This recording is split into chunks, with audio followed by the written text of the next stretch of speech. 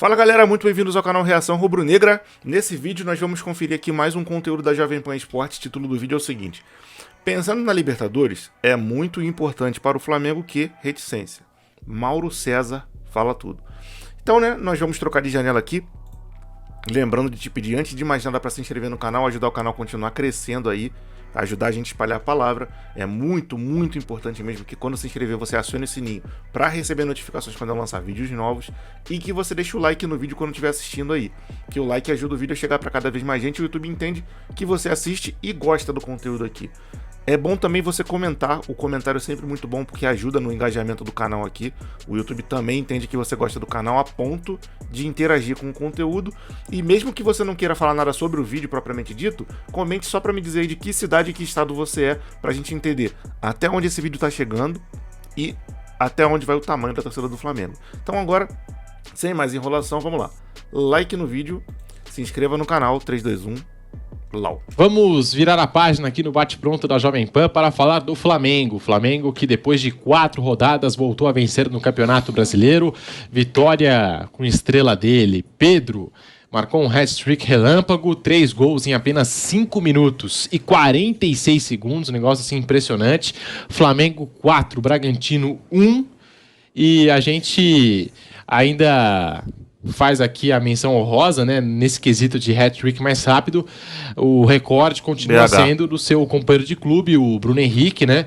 O Bruno Henrique que ele tem esse recorde aí de 3 gols, né? Os 3 gols mais rápidos marcados aí com a camisa do Flamengo. Mas impressionante. Por 1 minuto e 44 segundos, o Pedro não conseguiu esse feito, né? Não conseguiu o hat-trick mais rápido do Campeonato Brasileiro nos últimos 10 anos.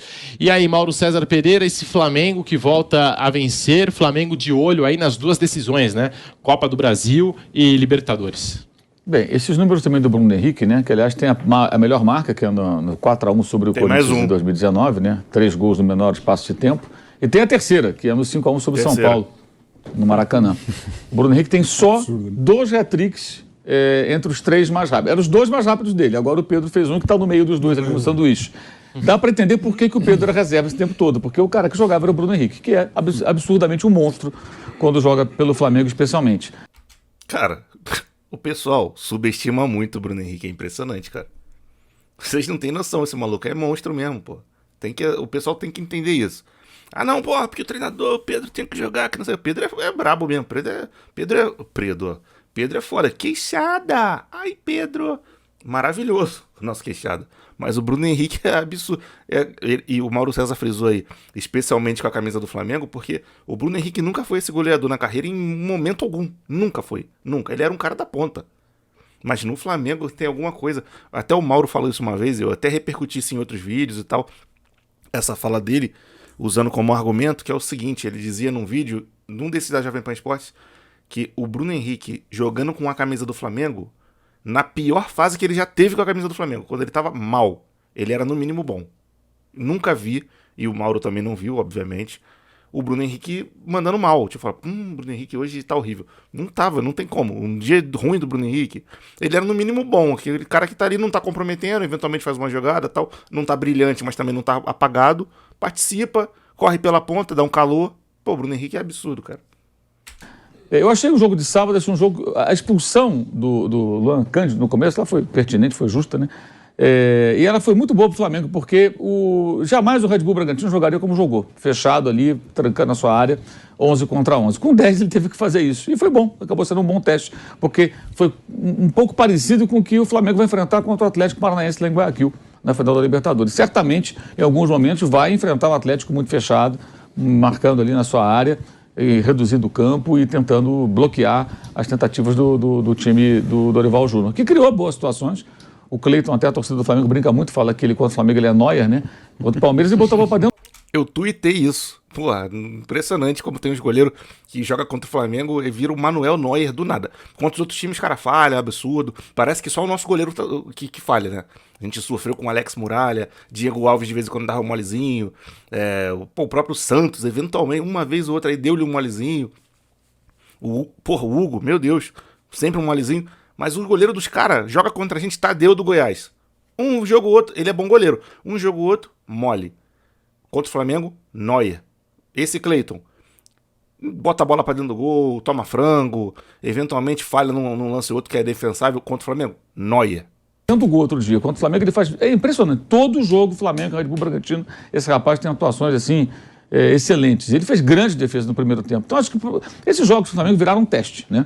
Então, o que o adversário oferece em termos de resistência ou ameaça à sua defesa? E esse jogo, embora tenha ameaçado pouco, porque tinha um jogador a menos, o Bragantino se fechou muito, então dificultou, o goleiro fez grandes defesas. Eu acho que foi um teste interessante. Outra lição que dá para tirar desse jogo é que o Vidal não pode ser o primeiro homem do meio campo. Não pode. O Dorival sacou o Thiago Maia, o João Gomes estava suspenso. Um dos dois tem que estar em campo. Não há condições de ter o Vidal como primeiro homem. Ele fez até um pênalti que dificilmente faria se tivesse um desses dois em campo, porque provavelmente não estaria naquela posição. Esse pênalti gera um empate. E aí, quando entrou o Cebolinha, justamente no lugar do Thiago Maia, para tentar abrir mais o campo, o Cebolinha teve altos e baixos, fez a jogada de um dos gols, que foi justamente o primeiro do Pedro. E aí o Pedro virou o jogo, mas jogou muito bem o Arrascaeta. Aliás, ele dá um passe para o Pedro fazer gol de peito, ele que dá o passe no primeiro segundo do jogo praticamente para o Gabriel entrar cara a cara com o goleiro e surgiu o lance do pênalti e da expulsão do jogador do Red Bull Bragantino. Cara, o Flamengo tem muito que preservar o Arrascaeta. Cara, esse maluco joga o fino do fino, maluco. Ele realmente, como o Mauro falou, nem parece estar lesionado, mano. O maluco tá jogando...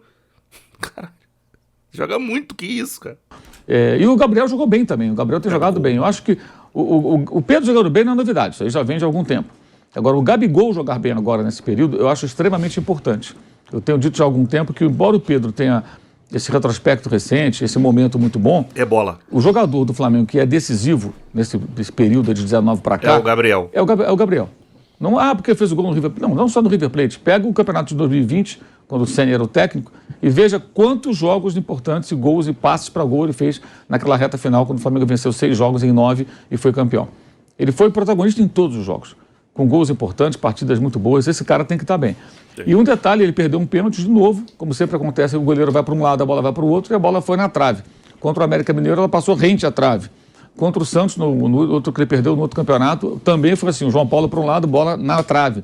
Eu acho que o Gabriel precisa, já que ele sempre desloca o goleiro, evitar, eu não quero ensinar o padre a rezar a missa, mas é uma observação, acho que é até óbvia, evitar bater tão rente à trave, que é bonito quando ela vai ali beijando na lateral da rede ali, né? Ela corre por ali mansamente, mas ele corre um risco desnecessário, porque o goleiro sempre vai para o outro lado, então ele pode chutar um pouquinho mais para dentro, não tão junto à trave, porque ele se expõe a um risco. E acontece, perdeu de novo, o goleiro nem sai na foto. Cara, o último goleiro que defendeu o pênalti do Gabigol foi o César, quando o Gabigol era do Santos, no jogo contra o Flamengo e Santos no Maracanã. Talvez tenha sido o último que acertou o canto e o único que fez defesa, porque o resto é tudo, a bola ou vai na trave ou vai pra fora, rente à trave, ou vai dentro do gol, a grande maioria, larga maioria, é dentro do gol e é o musculinho. Mas a bola vai na trave. Contra o América Mineiro, o Cavicchioli era o goleiro. Nem sai na foto, a bola passou rente à trave, porque ele tenta muito junto à trave. Como ele desloca o goleiro, eu acho que ele deveria rever isso. E até para mudar um pouco, talvez, a sua forma de bater, porque os goleiros já sabem como é, eles não acertam um canto. Mas vão ficar sempre ali torcendo para a bola ir na trave, porque ele chuta muito rente ao poste. Eu acho que ele precisa ver isso, porque foram 8 pênaltis nessa temporada, ele errou 2. Então, um índice muito alto de erros para um cara que bate tão bem. Ele bate muito bem, é impressionante como ele consegue sempre iludir o goleiro dificilmente acerta o canto. Na carreira inteira do Gabriel, só um goleiro defendeu um pênalti dele, foi o César, que era goleiro do Flamengo, e ele jogando pelo Santos. Aqui é informação, rapaziada. Os pênaltis que ele perdeu, os 4 do Flamengo, um no travessão, que foi até meio displicente contra o Botafogo, e esses 3 que eu citei, um para fora, raspando na trave, e 2 na trave. E chegando no momento decisivo, né, jogos tão decisivos, eu acho que até isso tem que ter um certo cuidado também. E acho também que o Dorival, ele precisa rever ali algumas questões, as laterais, não só o Rodinei, mas o Ayrton Lucas jogou muito bem, dependendo do adversário. Eu não sei se o Felipe Luiz tem que ser sempre titular, acho que é discutível. Acho que alguns jogos, talvez o Ayrton Lucas possa ser esse jogador, ocupa mais ali o corredor esquerdo, preenche mais aquele lado, gera mais jogadas pelos lados do campo.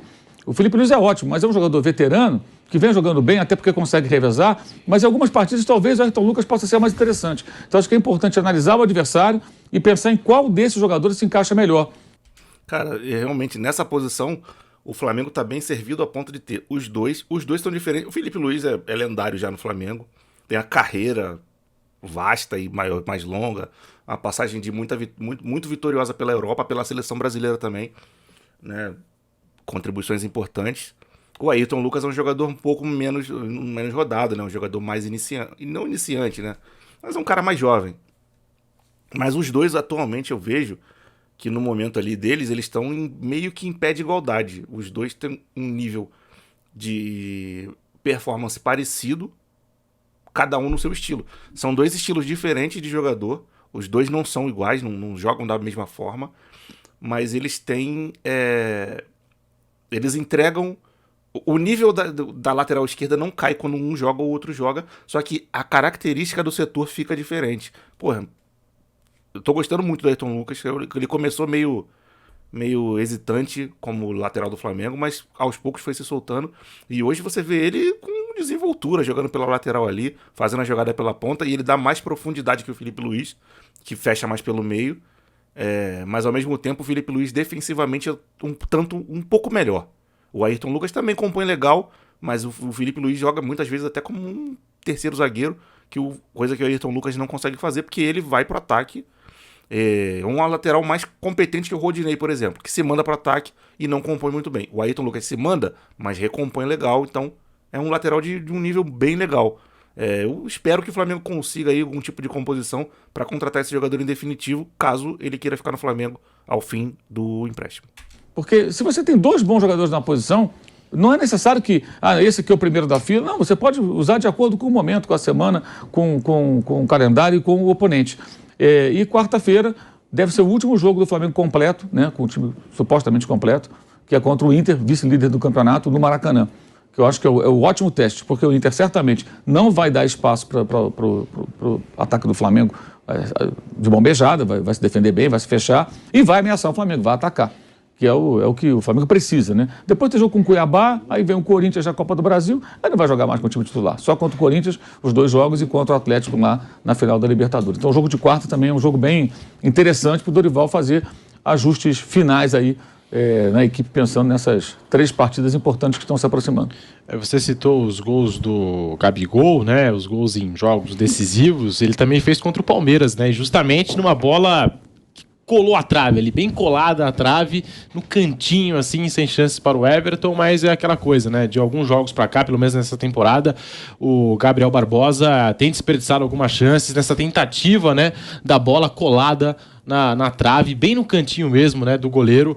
E é importante ressaltar, né, juntos Gabigol e Pedro já marcaram 200 gols pelo Flamengo, incluindo 56 assistências, e eles já formaram o ataque titular do Flamengo 20 vezes no ano, sendo 14 com o Dorival Júnior no comando. Mas aí é aquela coisa, né, teve a lesão do Bruno Henrique, a gente entende, outros técnicos já chegaram a testar essa dupla, mas tinha ali o Bruno Henrique, e o Bruno Henrique numa fase assim, esplendorosa, espetacular, né? E então Bruno Henrique não teve fase esplendorosa espetacular no Flamengo, ele sempre teve bem. É que eu tava falando no começo desse vídeo. O Bruno Henrique sempre foi bem no Flamengo. Impressionante, é um cara engraçado como o Flamengo acertou na contratação dos dois. Os dois vieram do mesmo clube, jogavam juntos lá, ainda tinha o Rodrigo do Real Madrid, que hoje é do Real Madrid. Os dois lá jogavam juntos. E os dois parece que nasceram pra jogar no Flamengo. Impressionante o Bruno Henrique e o Gabriel, cara. Então, a gente até entende por que o Pedro não ganhou tanta sequência assim, quando o técnico não era o Dorival Júnior. Para você, Nilson César, essa fase aí do Flamengo de preparação para a Copa do Brasil, Libertadores, quase um laboratório, né? Se utilizando do Campeonato Brasileiro como se fosse um laboratório para essas duas decisões. É Nilson. O que restou para o Flamengo, né? Se utilizar do brasileiro como um laboratório para essas duas grandes decisões, que aponta o Flamengo como favorito. Favorito contra o Corinthians, um percentual assim, vamos botar um percentual, 55% para o Flamengo, ou 60% contra 40% do Corinthians. E contra o Atlético, eu coloco 60-40% para o Flamengo. Eu acho que o favorito para ganhar essas duas competições é o Clube de Regatas do Flamengo. Só não ganho na loteria. Quando esse coroa é chamado, é apenas zica. Só isso, é zica pura. Ele tenta muito zicar o Flamengo, mas aqui a gente se protege. Bom, esse jogo realmente foi bem legal. o Pedro, esse hat-trick do Pedro aí, o Gabriel jogou muito bem, poderia por felicidade perder aquele pênalti, poderia ter sido 2 golzinhos de Gabigol. Eu gosto de ver quando o Gabriel faz os gols dele e tal, vejo ele fica feliz, a gente também fica, né? Mas de qualquer forma foi uma grande vitória do Flamengo, a gente já repercutiu ela aqui, né? Trazendo aí a coletiva do Dorival, que tem algum outro vídeo aí anterior. E foi importante saber, a opinião aí, o que pensa o Mauro César a respeito dessa atuação do Flamengo e dessas próximas rodadas aí que a gente vai ter a respeito da preparação do Flamengo para a disputa dos 2 jogos finais da Copa do Brasil contra o Corinthians e da final da Libertadores contra o Atlético Paranaense, né? Eu tô bem confiante para esses jogos aí, confesso a vocês, mas hoje o Flamengo já não é mais tão favorito quanto já foi. Eu acho que se a final da Copa do Brasil tivesse sido lá quando o Flamengo se classificou, a gente estava amplamente favorito.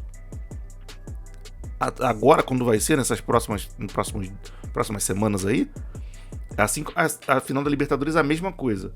Aí fica mais complicado. A Copa do Brasil eu não entendo por que demora tanto para ter a final, já que os jogos são domésticos aqui, o deslocamento é meramente estadual. Já no caso da Libertadores, é jogo único fora do Brasil, eu até entendo a Conmebol colocar esse jogo para ser disputado com 2 meses de distância, que dá tempo de o sujeito comprar um pacote de viagem, os clubes prepararem a logística, reservar hotéis, etc. Apesar de que o cara da logística do Flamengo, acho que é o Skinner, sei lá o nome do cara, ele é pica fazendo isso. Demole antes do Flamengo se classificar, ele já tinha reservado hotel em Guayaquil. Porque eu me lembro até que acho que o Atlético Mineiro reclamou disso na Supercopa, que o Flamengo já tinha reservado os hotéis todos, que já tinha informação privilegiada e sabia onde seria a final. Só que o que o cara sabia era meramente onde seriam as possibilidades de final. E o que ele fez foi reservar os hotéis que o Flamengo tem preferência em cada uma dessas cidades e depois cancelar a reserva quando se confirmasse onde seria. Os outros caras não, esperam confirmar para depois reservar e já era. Demole, esse cara já tinha até reservado esses hotéis aí em Guayaquil e o Flamengo tá tranquilo em relação a isso. Mas de qualquer forma eu até entendo a Libertadores demorar um pouco mais. Quando era ida e volta não tinha necessidade, mas agora realmente é preciso ter uma preparação, é preciso demorar um pouco mais. Copa do Brasil não entendo por quê.